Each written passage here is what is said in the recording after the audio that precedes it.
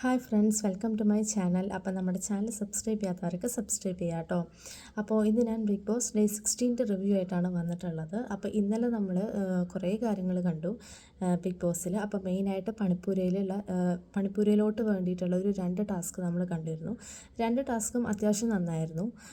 അപ്പം എന്താ പറയുക, ഫസ്റ്റ് ടാസ്ക് ആണെങ്കിലും എല്ലാവരും നന്നായിട്ട് ചെയ്തു. സെക്കൻഡ് ടാസ്കിലാണെങ്കിലും ഈ പറഞ്ഞ പോലെ എന്താ പറയുക, ഓരോരുത്തർക്ക് യോജിച്ചിട്ടുള്ള ഓരോ ആനിമൽസിൻ്റെ ഇതായിരുന്നു അവർ കൊടുത്തിരുന്നത്. അപ്പം അത്ര വലിയ ഒരു ഫൈറ്റോ ഇഷ്യൂ ഒന്നും ഇല്ലാണ്ട് തന്നെ 2 ടാസ്കും നന്നായിട്ട് എല്ലാവരും കംപ്ലീറ്റ് ചെയ്തു.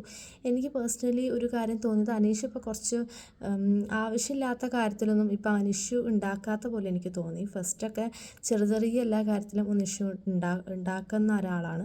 പക്ഷേ ഇപ്പോൾ കുറച്ച് നാളായിട്ട് ആ വീക്കെൻഡ് എപ്പിസോഡിന് ശേഷം ഒന്ന് ചെറുതായിട്ടൊരു ഒതുങ്ങിയ പോലെ എനിക്ക് പേഴ്സണലി ഫീൽ ചെയ്തു കേട്ടോ. അല്ലെങ്കിൽ ഇന്നലെയൊക്കെ ആ ആനിമൽസിൻ്റെ പേര് കൊടുക്കുമ്പോൾ കുറേ പേരൊക്കെ ആവശ്യമില്ലാണ്ട് മേ ബി ചിലപ്പോൾ ഇഷ്യൂസ് ഉണ്ടാക്കാൻ ചാൻസ് ഉള്ള ഒരു ടാസ്ക് ആയിരുന്നു.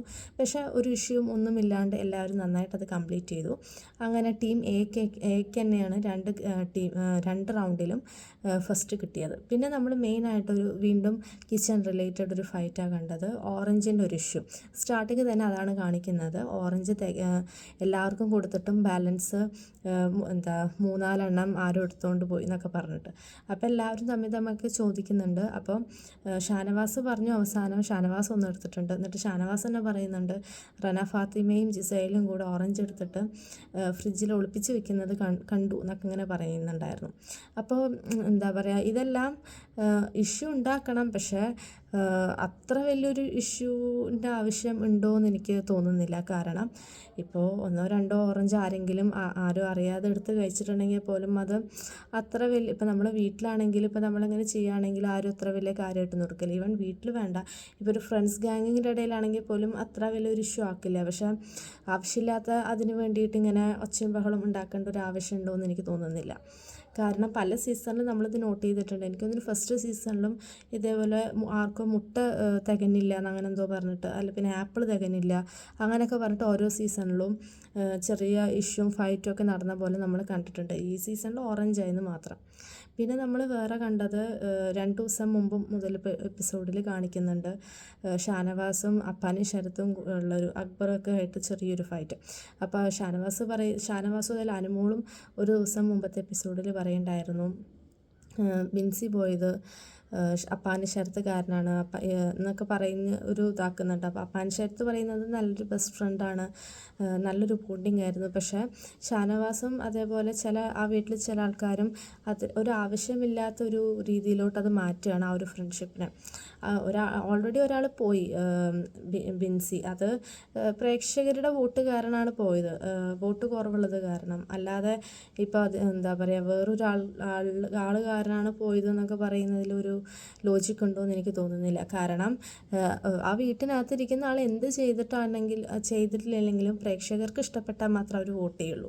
അപ്പോൾ എൻ്റെ ഒരു ഒപ്പീനിയനിൽ ബിൻസി അത്ര വലിയൊരു പ്ലെയർ ഒന്നുമല്ല. അപ്പോൾ വോട്ട് ഒബ്വിയസ്ലി കുറയാൻ ചാൻസ് ഉണ്ട്. അതാണ് മെയിൻ റീസൺ പിന്നെ പോയത്.